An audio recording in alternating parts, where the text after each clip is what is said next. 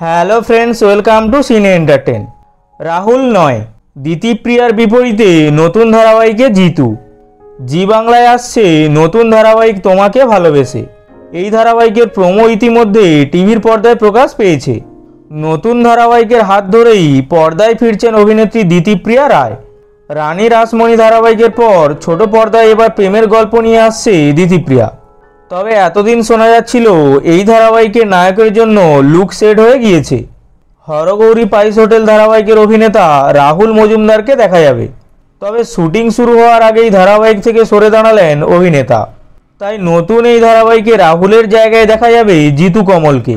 বহু বছর পর আবারও ছোট পর্দায় ফিরছেন অভিনেতা। এবার দেখার বিষয় দিতিপ্রিয়ার জিতুর জুটি দর্শকরা কতটা আপন করে নেয়।